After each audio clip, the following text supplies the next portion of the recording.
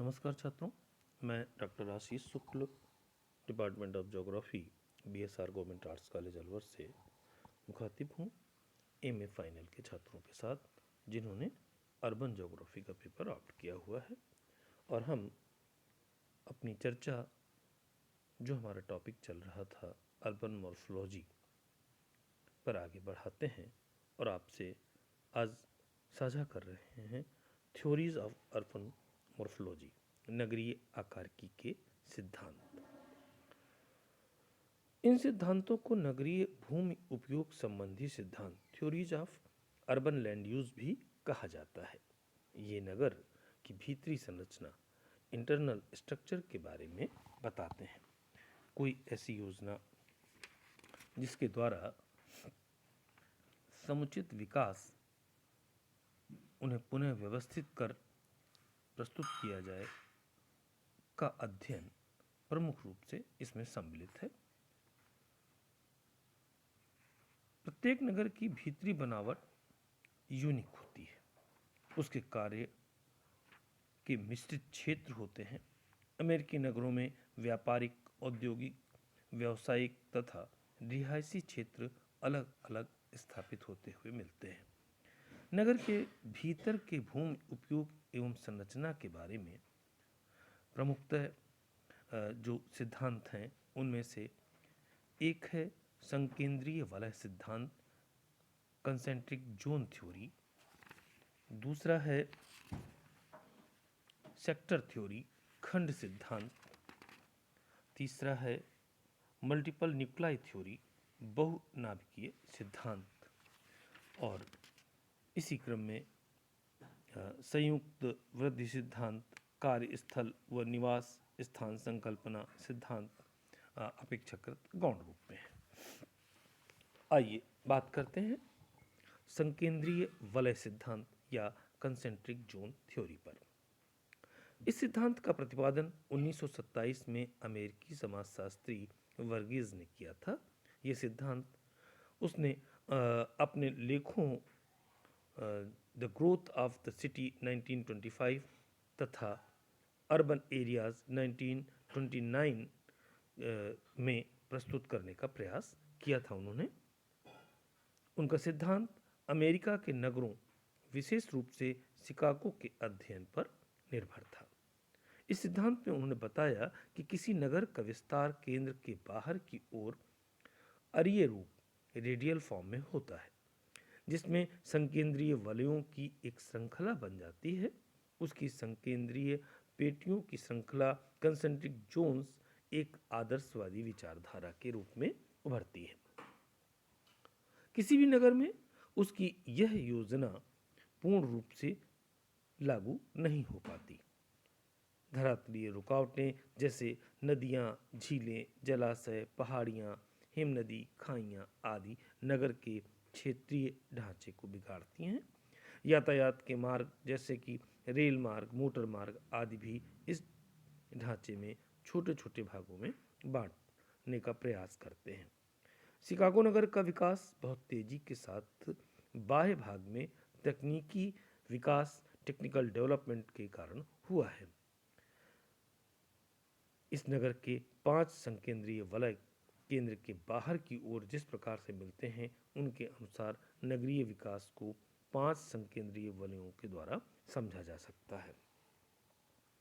इनमें प्रथम है सेंट्रल बिजनेस डिस्ट्रिक्ट, सीबीडी, आंतरिक केंद्रीय व्यापार क्षेत्र। प्रथम या भीतरी क्षेत्र को सीबीडी का नाम दिया है। यह वह स्थान है जहां गगनचुंबी इमारतें मिलती हैं। यहाँ पर ही दुकानें, थिएटर, होटल, दफ्तर तथा अन्य व्यापारिक प्रतिष्ठान होते हैं।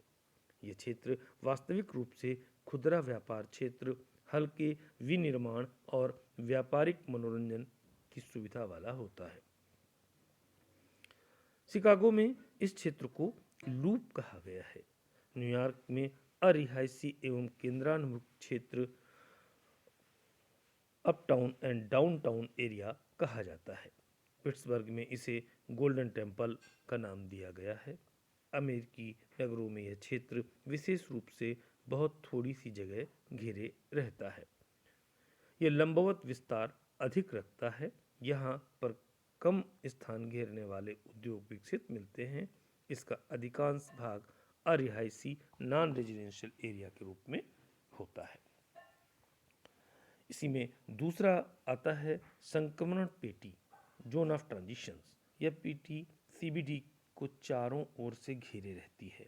इसके अंतर्गत रिहायशी क्षेत्र होते हैं जिसमें जगह जगह पर उद्योग व व्यापारिक संस्थान स्थित रहते हैं। आंतरिक पेटी से खिसककर जो यहाँ पर बसे हैं, यह औद्योगिक क्षेत्र व व्यापारिक क्षेत्र के मध्य का भाग है, जिसका अतिक्रमण इन दोनों क्षेत्रों के द्वारा ही किया जाता है, इसलिए इसे संक्रमण क्षेत्र कहा गया है। इस क्षेत्र को उसके उपयोग व बदली हुई विशेषता के आधार पर आसानी से पहचाना जा सकता है। नगर में रहने वाले पुराने लोगों के मकान, पुरानी बनावट के मकान, कमरों का किराए पर सुलभ होना, कम आमदनी वाले लोग, गंदे गंदे मकान व गलियां यहाँ देखने को मिल जाते हैं।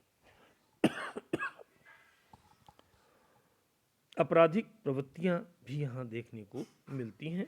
अमेरिका में अनेक नगरों में यह क्षेत्र नए अप्रवासियों के द्वारा बसाया हुआ मिलता है। फिर आता है zone of working men's houses, श्रमिक लोगों के रिहायशी मकानों का क्षेत्र। यह क्षेत्र संक्रमण पेटी को चारों ओर से घेरे होता है। यह देखने में संक्रमण पेटी से अच्छा लगता है।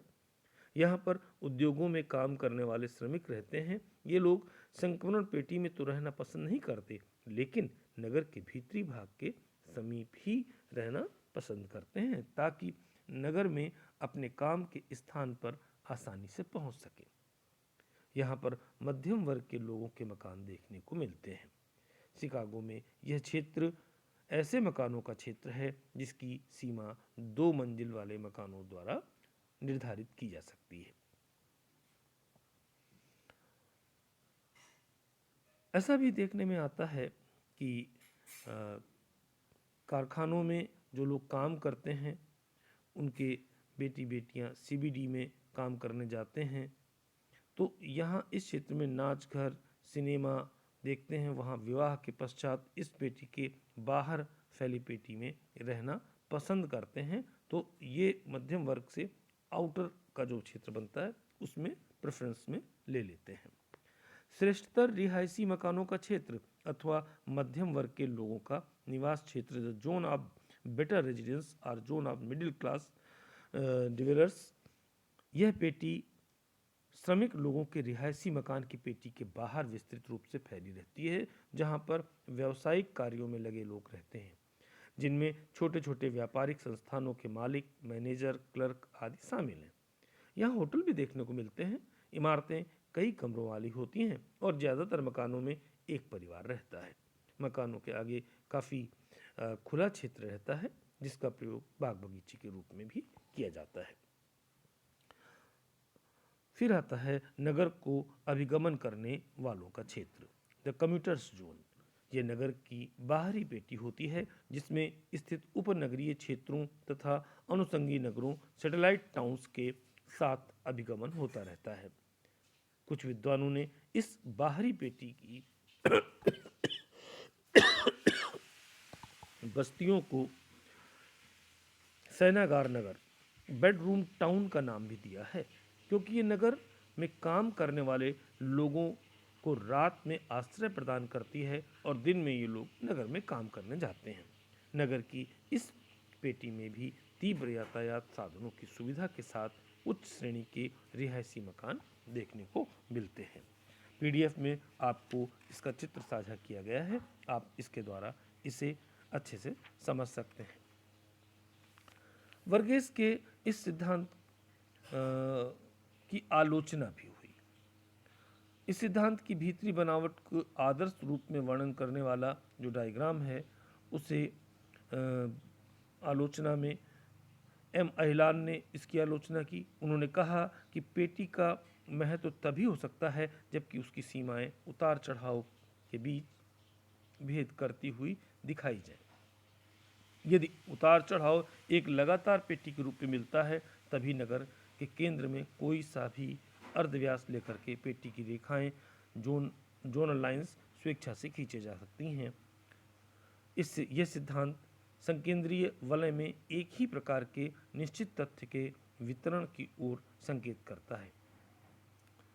डेविस ने भी इस सिद्धांत की आलोचना की और उन्होंने अनेक बिंदुओं के आधार पर इसकी प्रैक्टिकलिटी को चैलेंज किया। धन्यवाद। अगले वीडियो में आपसे दूसरे सिद्धांतों पर चर्चा करेंगे।